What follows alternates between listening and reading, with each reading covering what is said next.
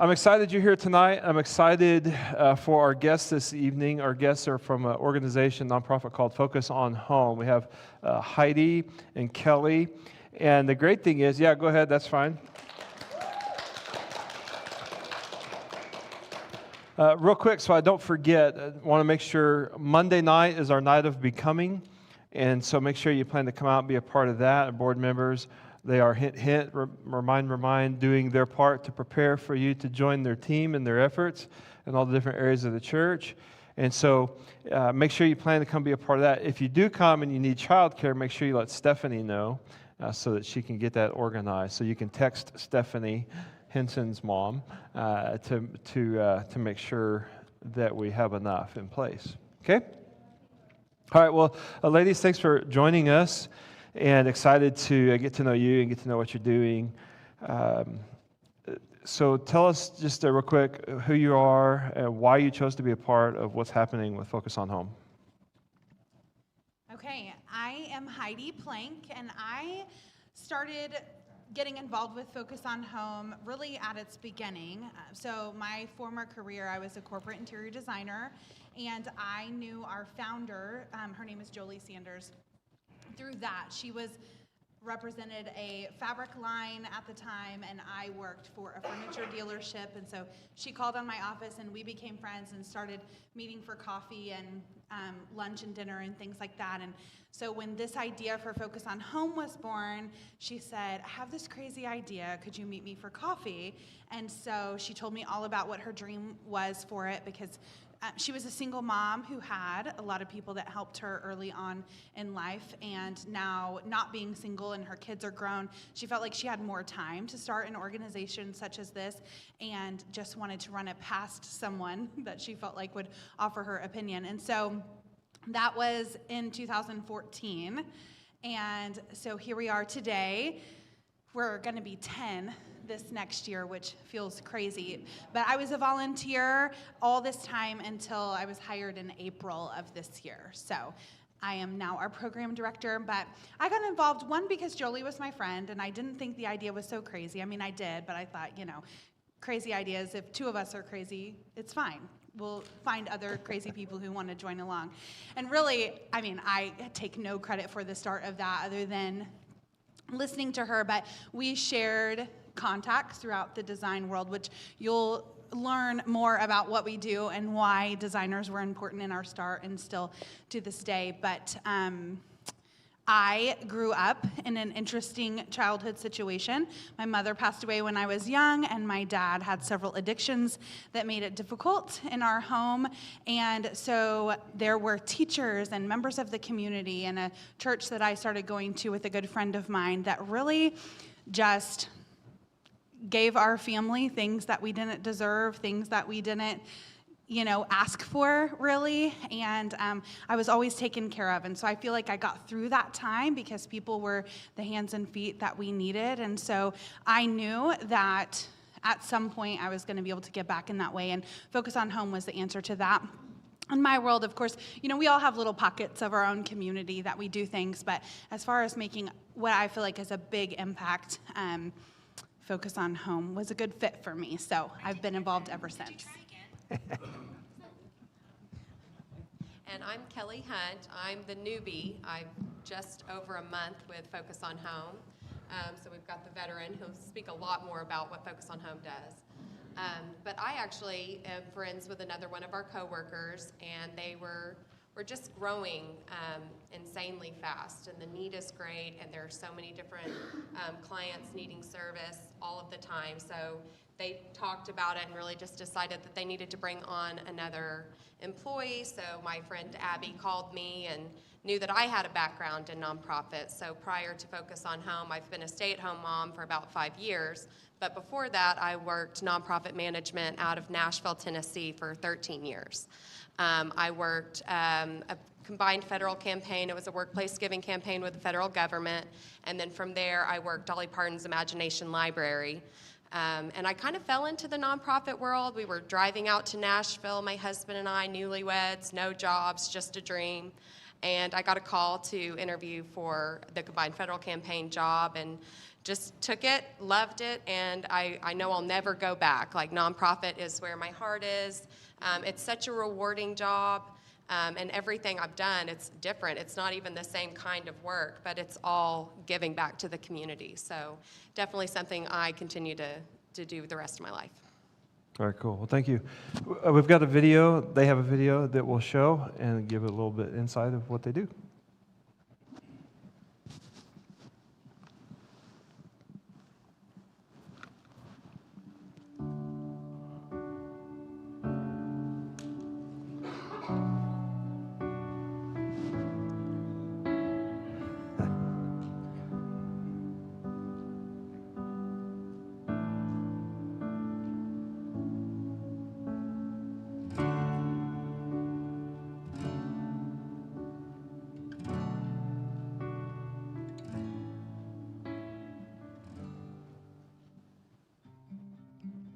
I got here because I was in a domestic violence situation, and so the Divis that is in Tulsa brought me here to the YWCA. 2 years ago, we were in a very dark place. John Henry, my son, was taken from me, and I ended up in jail. And from there, I finally surrendered it all to God. And slowly, the pieces just started falling back into place.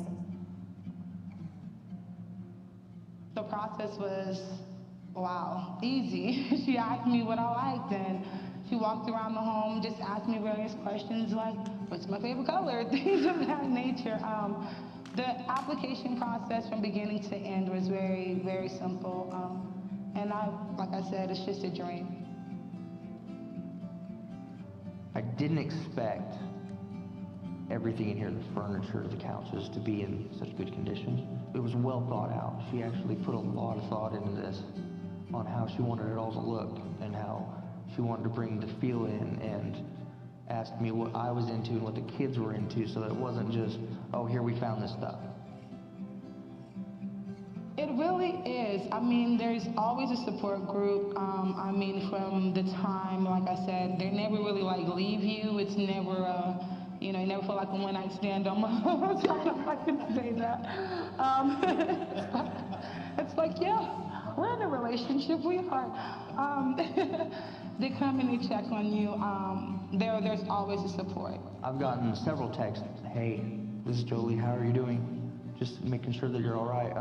Like I said, we came home one day from church and there was a wreath on the door for Christmas.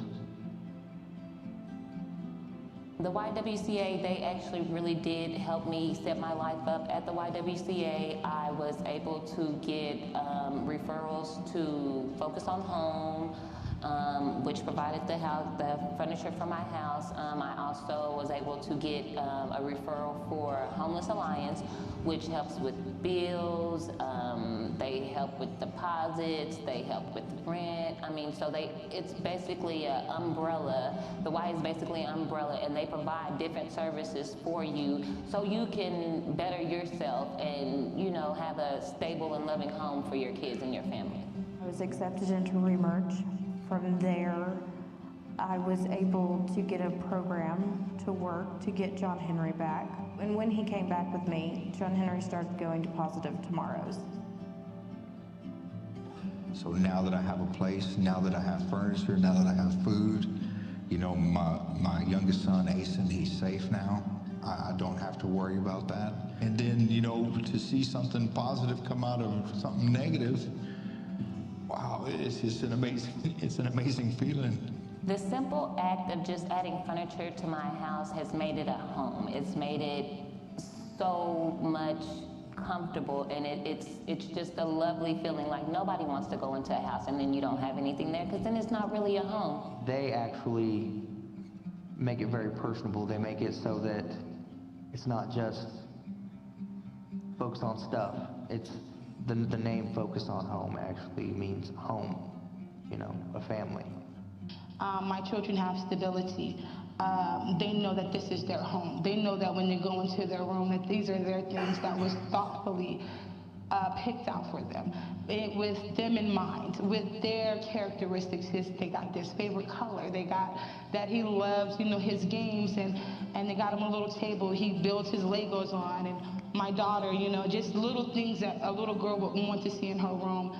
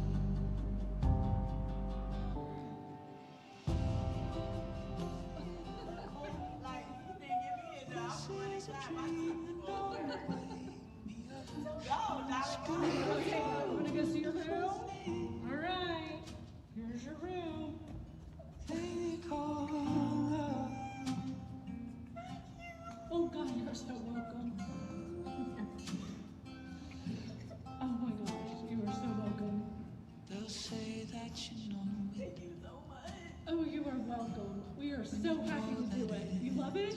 Yeah. You are so welcome. And then bathroom's done. You go see your little sister's room. Just look at me, I'll look at you.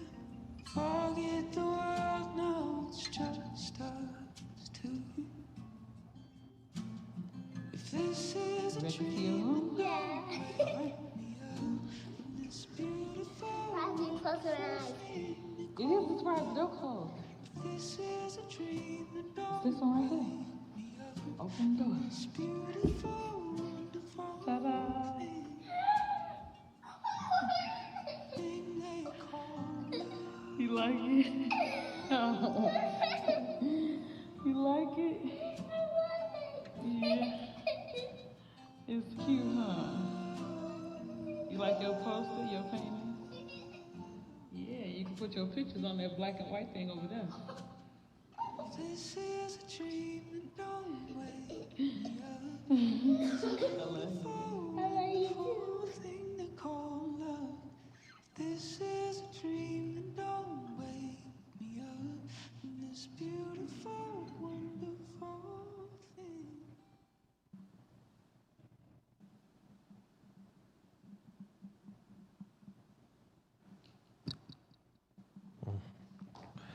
It's pretty great, isn't it?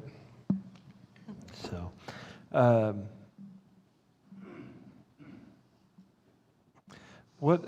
so I know there's actually a couple different pieces we'll talk about. Kelly, you've got another angle of work as well. But what have you found especially needed to walk with families, individuals, through this transition that you're helping them walk through? What has really become forefront of your understanding of what that takes? I think most important to focus on home are our partner agencies that are doing their piece of what we're not. Because I think there's so much more to someone's situation than like what's the first thing that they have a need for. And so what we have found is that by partnering with agencies that are already doing great work, like the YWCA or Reemerge or some of those organizations you heard in the video, we have 5 partner agencies that we do really close work with, and then outside of that, of course, there are mental health agencies or churches or other organizations across the metro that partner with us as well, but we find that they can walk alongside a family to get other basic needs met, like figure out if utilities need help or figure out if actually securing housing, because we don't do any of those pieces. We do the furniture and the furnishings that make it feel like home. And so that has been an important piece for us, because when they get to us, they're really at a stable place, or a more stable than maybe when they started, because they're able to engage in a program or some wraparound services that are outside of what our expertise are, counseling and other things. And so when they get to us, we honestly get to put this pretty little bow on this season of life and help them see the path forward.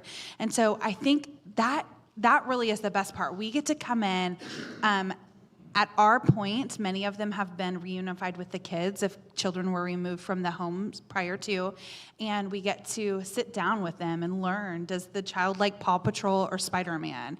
Does she like unicorns or Barbie? And then, like, mom, we want to know, or dad, we definitely have families with dads involved, but were there things in their previous home or their previous life that they find triggering, like, don't bring a red sofa into my home because I have bad memories around a red sofa, or things like that allow us to really meet them where they are right now. They've done the work to get to this point, and then we bring in this element of home, this feeling of security, and then moving forward, our follow-ups with them are more, how are the kids doing as a result of this? Are, school days more productive? Is everyone sleeping better at night? And so we really get to be this piece of the joy that comes in the morning, if you will. Like, we're that next step that gets to see them after they've made progress and see what the future really holds for them. So, when I watched it, the word that kept coming to my mind was dignity. Yes, right? That's a big word for us. Yeah, for sure. And I think about joy in the morning. That should work for us as Nazarenes. So come Sunday, we're going to be talking about Phineas Brzee. And Phineas Brzee was the founder of the Church of the Nazarene and lived in Los Angeles at the time when LA was just a small little place. But no matter what time of day it was, he always said good morning, because he believed that there was always hope and promise, and that the sun never sets in the morning. So very, very cool. Kelly, tell us a little bit about some of your focus that takes beyond focus on home, Right. but So I was actually contracted on with Focus on Home through a contract they have with the city. It's called Key to Home, and it's their rehousing initiative with the homeless in Oklahoma City. And very similar to like what Heidi said, there's a group of us, about 20 of us, that get on a call at 3 o'clock every single day to go over what, it's basically we're taking encampments, and they are closing those encampments to clean up the city, but instead of just saying you can no longer have your stuff here, they find housing for them. But it's so much more than that. They find out who these people are. They find out where they're from. They get them IDs. They give them their identities back. And then the city provides them with the apartments. And then our part with Focus on Home is once they're in that space, we go in and do what you saw in the video, and we refurnish the house. So most of the clients we work with are individuals, and you talk about giving them dignity. And some of them are skeptics, some of them are scared, some of them prefer to live on the streets. They're afraid of commitment, but most of them are so thankful to be back in a home, and a lot of them have that hope. Like, now I have my kids can meet me somewhere. I'm not ashamed to have them come and see me. So we're seeing a lot of that, but a lot of that groundwork starts with the case managers. So like, they work with partner agencies. We work with City Care, North Care, DHS. There's lots of different organizations that are involved in reaching out to these individuals. They go out to the encampments every single morning, find the individuals, see if they're willing to talk with them, learn about them, build great relationships with them, and it takes about a month before we're really ready to transition them into a house. But it's a beautiful thing. It's very, very new. We just did our very first move-ins the first week I came on, of course. It was a very busy week for me.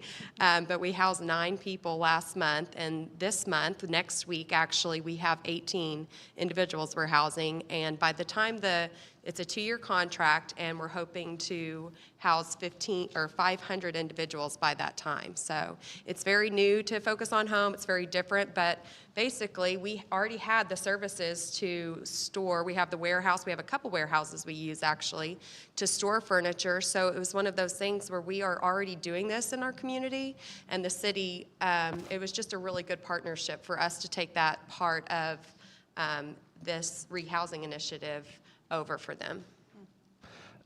Talk about the process of how everything works, from application to, like, if somebody has furniture, can they donate it? How's that work? Ways to support the work? Yes and yes. So as Kelly mentioned, we have our main warehouse is in Del City, but we have box trucks and warehouse guys that we call them our warehouse guys. Yeah, they're our warehouse guys. That they will make the rounds in the city. And honestly, our service area, if you will, is Guthrie to Norman, El Reno to Spencer. So we really try to expand outside of just Oklahoma City limits, but we'll go pick up. And we say our rule for picking up is that items have a second life in them. So if you would not give them to your kid going away to college, then they are not for us. But if the sofa, maybe it's been sitting in a living room for the last 10 years, but it's stain-free and no cat scratches and is still comfortable, then absolutely we'll take that and rehome that and give it a second life. And then in terms of process, so we do ask that all of our clients come through an agency or are referred to us with someone acting on their behalf, whether it's a pastor or their counselor or someone at one of those partner agencies that I mentioned. And really, it's because we could have thousands of self-referrals, right?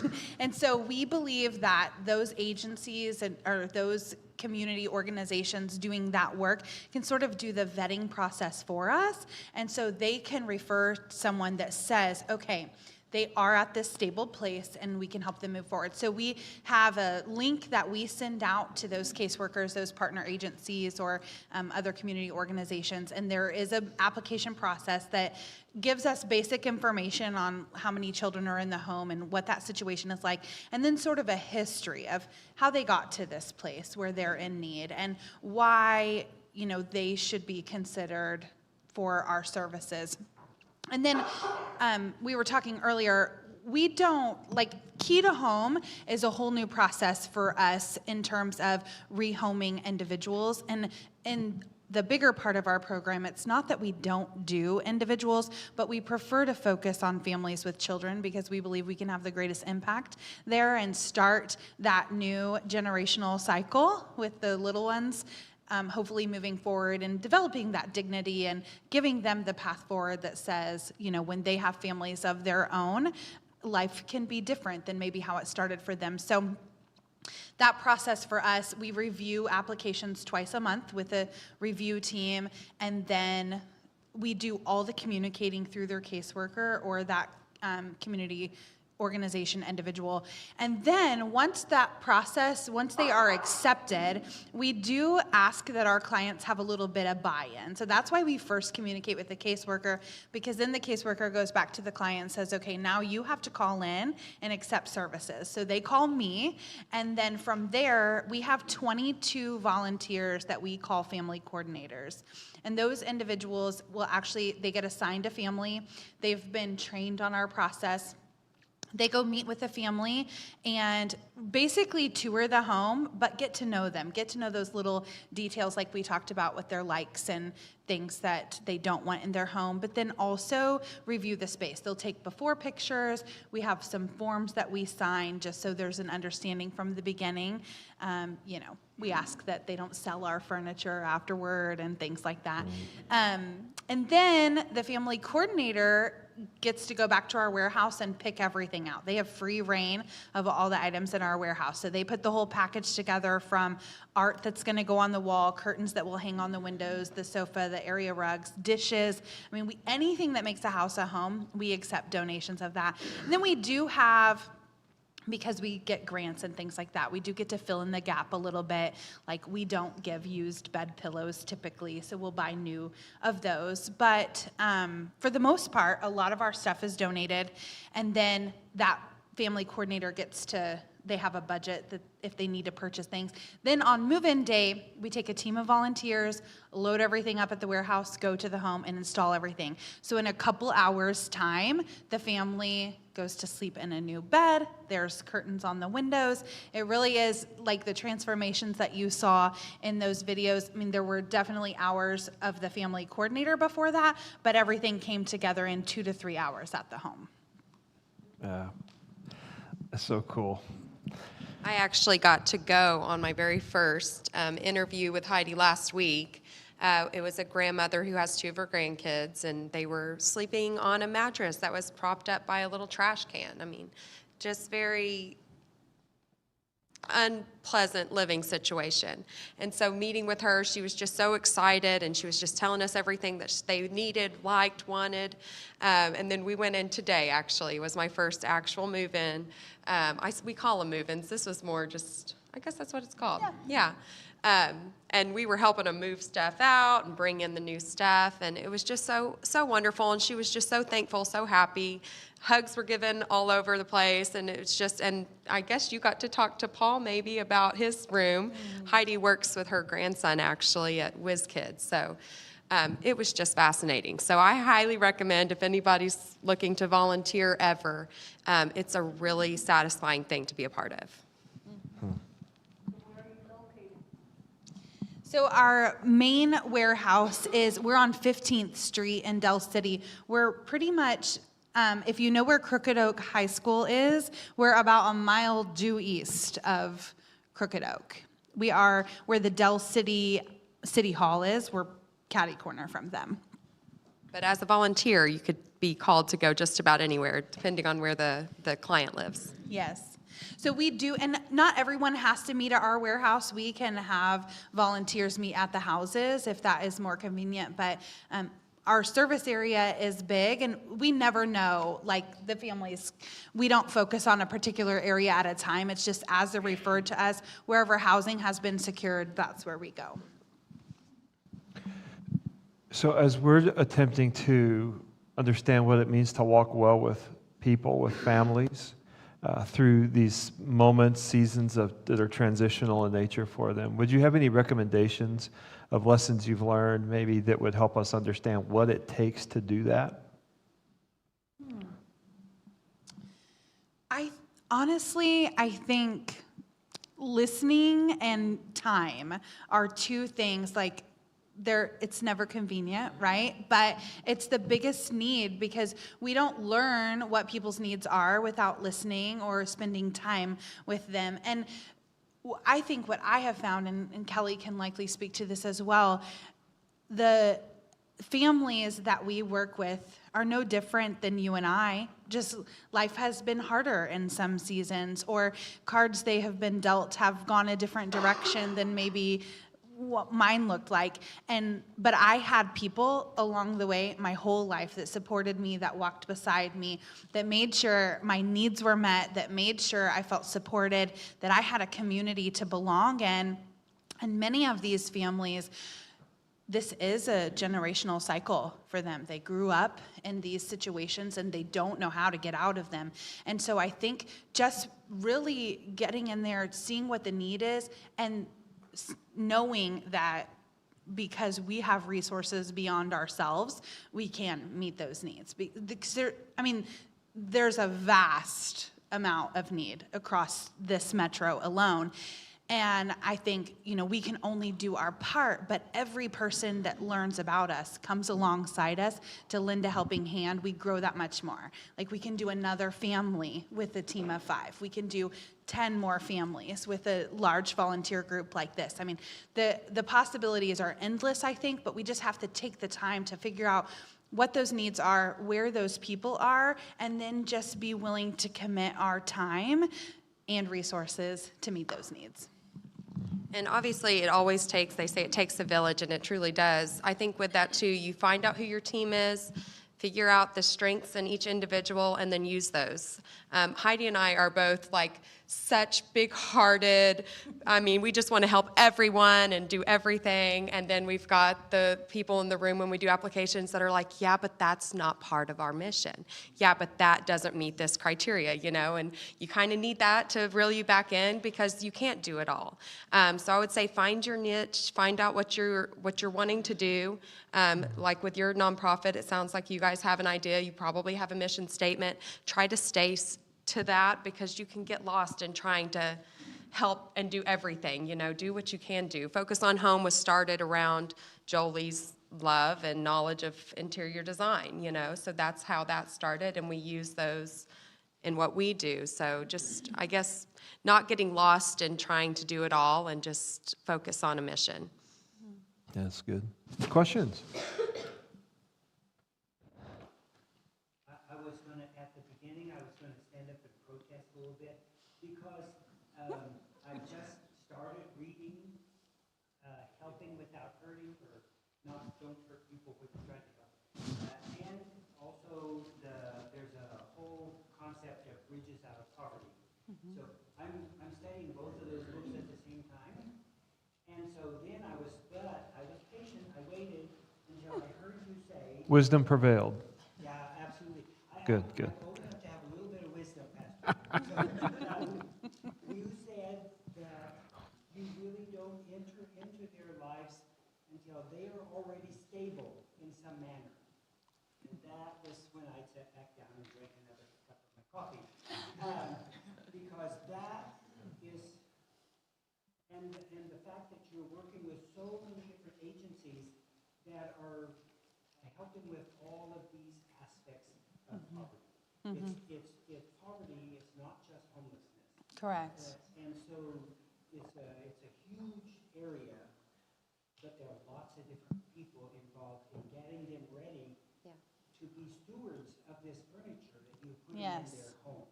Yes. And so my question would be, do you find that, how do you define success after a year, say, of being connected? You put the furniture in the home. Is there what kind of follow-up? Okay, that's good. That's a great question. Sell your furniture. Well, so we have, our heart is that this is what we do. And after we leave, truly what happens, we don't have control over. However, we do try to put some parameters in place, mainly because in starting a nonprofit, to have people involved, they want to know that what they're giving to, what their time is going towards, all of those things has a success rate, correct? And so for us, the measure of that is, again, not that we have a stronghold on that, but when we meet with a family, we do have a form that has a series of 9 expectations that we expect of the family that says, you know, when we arrive, there will not be evidence of substance abuse in their home. That our furniture will go with them wherever they go from here. It's not to be sold or given away in any manner. Now, that's not to say that a few years from now, if they have money to buy a new sofa, that we're not going to dictate that in any way. But just the idea that they didn't just get given this household of furniture so that they could then make money off of it. And it goes on. There's several notes in there just about what we expect. If we're going to do this for you, then we want this back. And they signed that. And so we just trust that, as the family coordinator, we go over that together and get nods, and then they sign, and then we show up and do our thing. And then we have a closing questionnaire that says, you know, did this meet or exceed your expectations? How do you believe your children will now thrive as a result of being given this? And some follow-up questions that really say, do you feel like this is making a difference? Do you feel like now that you're here and you have this home, what's the future going to look like for you? And we give them some space to kind of talk about that. And then we also invite them to volunteer with us. And our goal is to keep the families engaged with us and what we're doing so that they can also now give back to people. But also, we want to have touch points with them. So we do some community things throughout the year. Like we're getting ready to do a Christmas celebration with our families where we're hosting them at our warehouse. We have people that donate Christmas decorations throughout the year, and we don't ever place those because by the time December comes, we're closing out our families for the year. So we're having a gathering at our warehouse and getting out all the Christmas decor, and they can come shop for free and take home our Christmas decorations. But we'll have cookies and cider, and we'll have a photo opportunity for them to get photos taken with their family. So that will be our way of engaging with them again. Then we also do a quarterly family portrait day where we have a photographer who donates their services, and who we invite families from that quarter to come have their picture made, and then they get a framed print from us, and we hand deliver those. So again, it's a touch point at their home. So we try to do things like this to stay engaged. Is it foolproof? No. But I would say that most of the time when we go back to a family's home, there is such pride in wanting to connect with us again, wanting to remind us that they're grateful for the things that they were given. And is the home exactly as we left it? No. But is any of our homes exactly as when we set it all up, So, there are some things and there's some personalization that happens that they do on their own. But I would say the vast majority of our clients really do have a path forward that is different than what it looked like when we walked in. There are also some things that, not to take up a bunch of time on this, but as we continue to serve more families, we're trying to shore up some of those things, especially as larger donors are giving to us and things, because we get asked lots of questions in this same vein. But something that we're also trying to do is many families' version of cleanliness is different than others, right? Or like my standards and that might be different than another family. So we're trying to do some leave behind things, like here's 10 tips to keep a tidy home. And here's some like coupons to get cleaning supplies less, or here's a basket of laundry supplies, and trying to do some of that so that, maybe because many of families grew up in a similar environment, right? So it's not like mom came alongside them and taught them how to mop the floor or keep up with 4 kids worth of clutter, which we all know a house full of children is difficult to keep up with when you aren't struggling, right? So it's our goal to just do as much as we can to provide the know-how, but then let them live from there. Well, and I think, too, this is what's so nice about the way our program works, is it is a third-party referral. And so, they've already got a relationship with the agencies that referred them to us, and they typically follow back up on, how they're doing. What would you call that, a home health check? I mean, yes. I know that for the Key to Home, those caseworkers, I'm still getting messages from the caseworkers that worked with the last 9 that we housed, saying, hey, could we get this, this, and this for the home? And that's something that we Focus on Home are doing aside from the city, is we're going back into those individuals' homes and filling in the blank spaces that maybe we didn't get the first time. So, but they already working with another agency that really got to know them individually before they ever even put in the application. We come in to then provide this service, and we have the way that we can follow up, like with the Christmas store and stuff, but really it's most likely coming from the agency that referred them. And many of the agencies that we work with, their programs are 2-year programs. And so we're getting them not in the middle of that, but towards their, like, they have done all these steps. And so we're getting them towards the end. And then, like Kelly was saying, like, they invite us to come to their graduations, and they invite us to come to the things that the agencies are doing. And our connection, like, as the program director, I have relationships with program directors at our other agencies.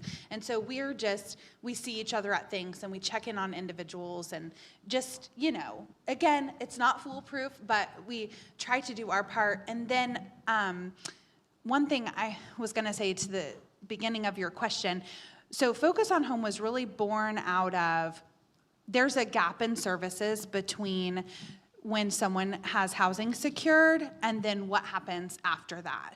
There are lots of agencies that will just give a bed. And I say lots, there's, a half a dozen.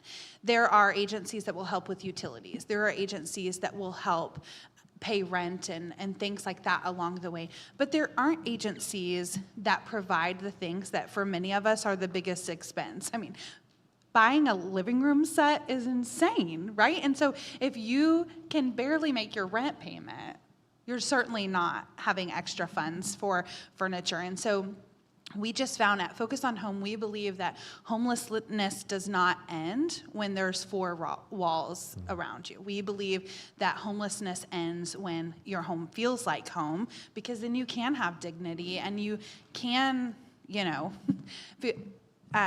the mom or the grandmother that we worked with today, one thing she said as we were leaving, because she let her neighbor in her home for the first time today, and she said, I would never let people pass the threshold, but today I can invite her in, because there's a sense of pride that comes with having a home full of things that are comfortable.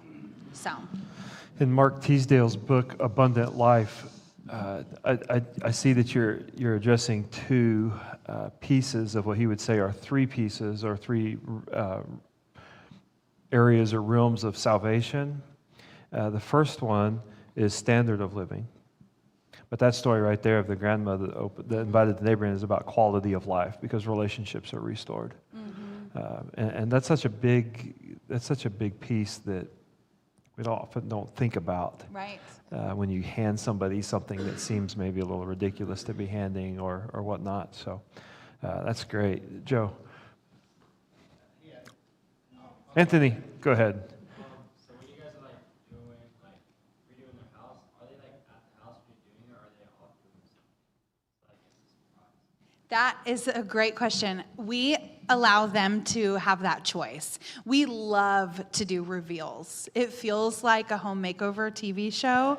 And so we love for them to have an opportunity to be able to leave the home and then come back when we're finished. But it depends, because many of the clients we serve don't have vehicles, or there are a number of factors.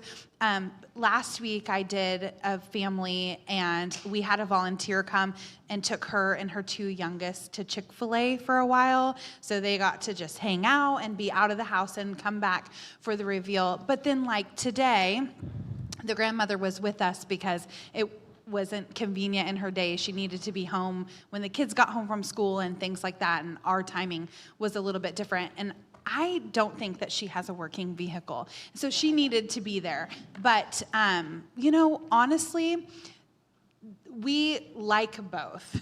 Now, if there are 6 children in the home that might be climbing the walls while we're working, we prefer to have an alternative activity for them. But in some cases, the family helps the whole time. And so that's always fun, too, because they can have a sense of pride in seeing that come together. Yeah. Good question. I'm interested in a little bit more of the getting started, from idea to that first move in. And I know that story is too big to tell in this amount of time, but I'm wondering if you could kind of just give one or two challenges along the way, or miracles that happened in that period of time, if you can characterize them as that. Oh, for sure. Okay, so this start story is not mine, right? It's Jolie's, but I do know a good bit of it. So it's a single mom. She had a daughter under 1 at when her life was at the height of hard, and she would talk about going around and finding things that people had set out for Big Trash Day and things like that, and bringing that into their home and making this makeshift environment that felt more comfortable than what she could afford on her own. And so she always had tucked in her mind, like, especially as life progressed for her and her resources were more plentiful than they were during that time, she always said, I want to be able to help people in the way that I was helped during that season. And so this was always something she thought she was going to do at some point. Maybe not this particular, the details of this did she have, but the dream of giving back in this way. And so she actually watched a documentary of an organization not doing the exact same work, but a similar line of work in Detroit. And then she said, well, I think I could do that here. And I have design friends that could bring that element of making things look pretty, more homey. And so then she just started meeting with some of those agencies that I mentioned and asking the questions of where are the gap in services? Is this something that would go over well? Is this something that's needed, or is this a waste of effort? And she just began kind of collecting data, if you will, of what these people that were doing this kind of work up to this point felt like would be helpful moving forward. And she started on the weekends with just her own family, making calls to friends and saying, hey, I was just referred this family and they need a dresser and a nightstand. Do you happen to have an extra? Just like we all would. And then they would go around with their pickup truck, pick that up, haul it back to their garage to get installed a few days later. And then she started making partnerships like Mathis Brothers, or Mathis Home, it's called now. They have cards that if you go buy a new dining room table from them, they'll hand you our card and say, if you're getting rid of your previous one, call these folks and we'll come pick it up. And then just word of mouth started happening. So soon we moved from Jolie's garage to a warehouse over by the fairgrounds. And then in 2020, we moved to our warehouse in Del City. And so we've gone, the warehouse by the fairgrounds was about 3,500 square feet, I think. Maybe it was closer to 5,000. And then this one is just over 8,000. So, and we're outgrowing it as well. But just to give some perspective, so the first family was done in October of 2014. And Question. Yes. Did she already have her 501c3 at that time, or was this something she was just doing? I believe that she developed the 501c3 just before she did the first family. That's what I was wondering. That is my understanding. Okay. Don't quote me on that.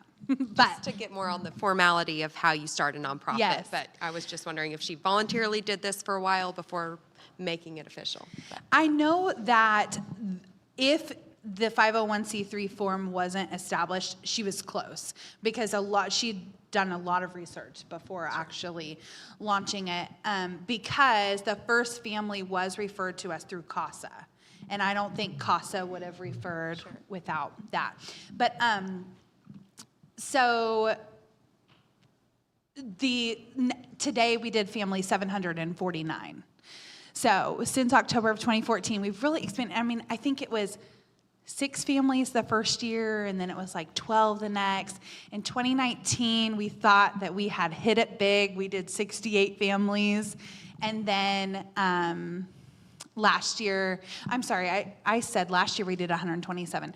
In 2021, we did 127. In 2022, we did 121, then 147. And this year we are slated to do 185. So, and that's just, it keeps growing. But I was also saying, unfortunately, we turn away as many as we accept, because the need is so great and our resources are just what they are. But there was a time I will never forget, because I was a board member also, and we had $63 in our bank account in December of 2018, I believe it was, and we are looking around the table like, we can't accept families for the foreseeable future, because how do we do with $63 in our bank account? And our truck, at the time, we did not have any box trucks. We had a pickup truck and a trailer. And I volunteered my husband to do some repair on the pickup truck for free so that we could make it through the next round of pickups. And then, now it's been a while since we only had $63 in the bank account, so. Definitely challenges, but definitely, I mean, it was always like every time that happened, then pretty soon we were given a gift that said we could go that much further. It's almost like that you get to the horizon and you can see a little more. That's really how we've operated since the beginning. Very cool, thank you.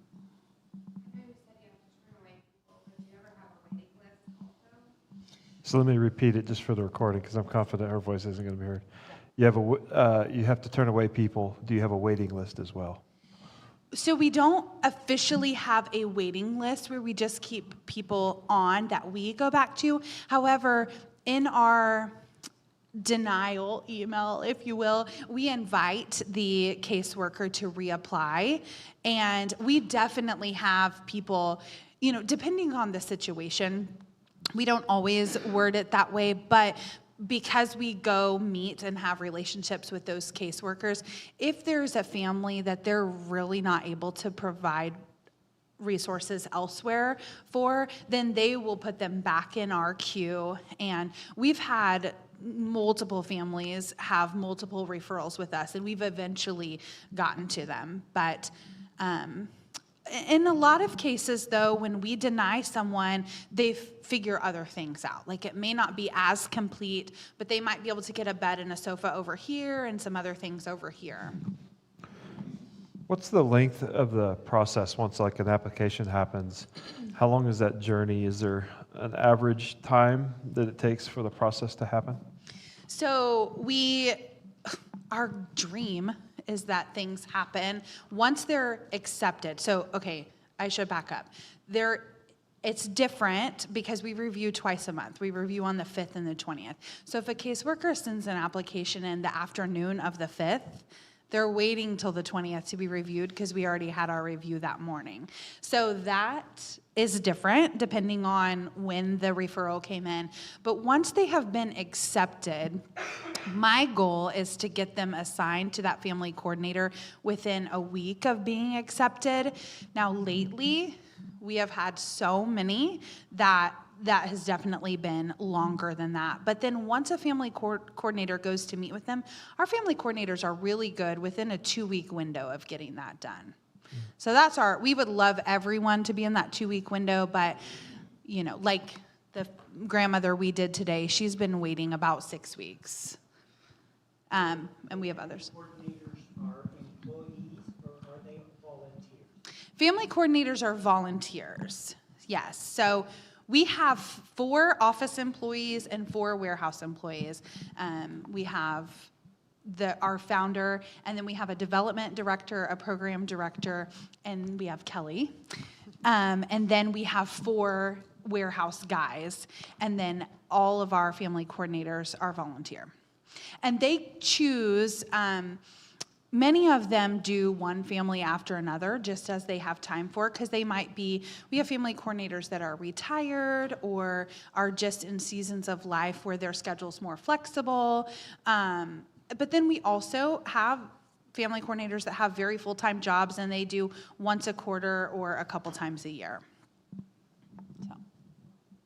Well, and honestly, this next week, we're doing 3 move-ins a day on Monday, again on Tuesday, and then on Saturday, because we have so many that have been approved and that are waiting. So we're doing this big home by the holidays push this next week. We'll have the key to home move-ins, so 18 individual move-ins next week, and then I think it's 10 family move-ins next week. So we don't want them to wait, and when we can find the time in our schedule to really make a big push and get as many housed as we can, or not housed, but furnished, we do that. So we're about to embrace for that come Monday. Mm-hmm.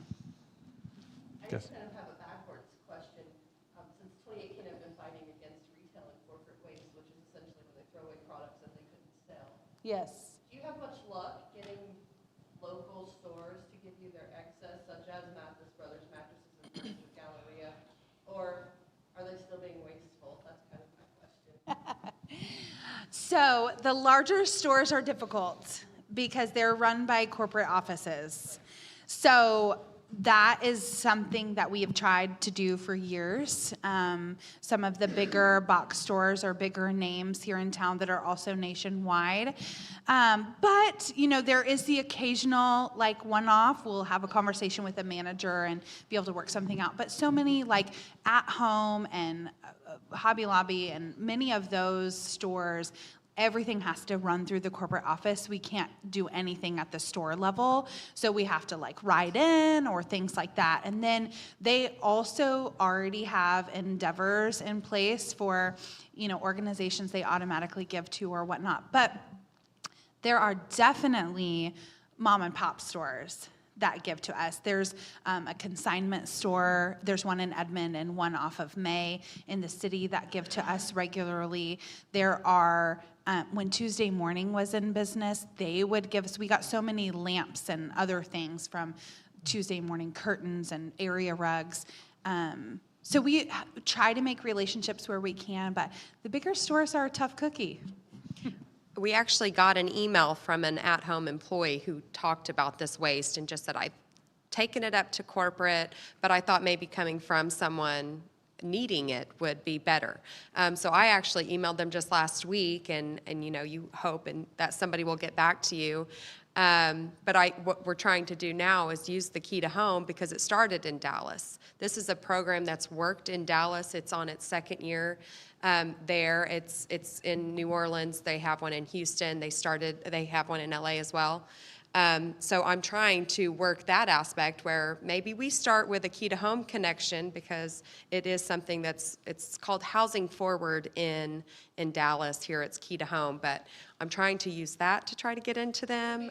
But really, yeah, it's just finding the right people. I just came on and I have a personal relationship with someone who's very close with the Mathis brothers. So I'm working that angle right now really hard, and I'm trying to get a one-on-one because really you have to start with that. You have to get really high up. So if anyone knows Larry Mathis or anything like that, the Hobby Lobby family. I'm so glad this is being recorded. Oh, yeah. Please reach out. Yes.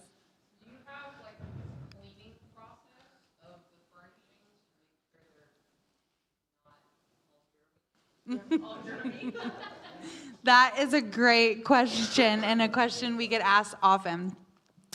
So we do not have anything fancy, but we do take certain precautions. Our warehouse guys are pretty well versed on the things we will accept and the things we will not in terms of it already being to a certain point before we pick it up.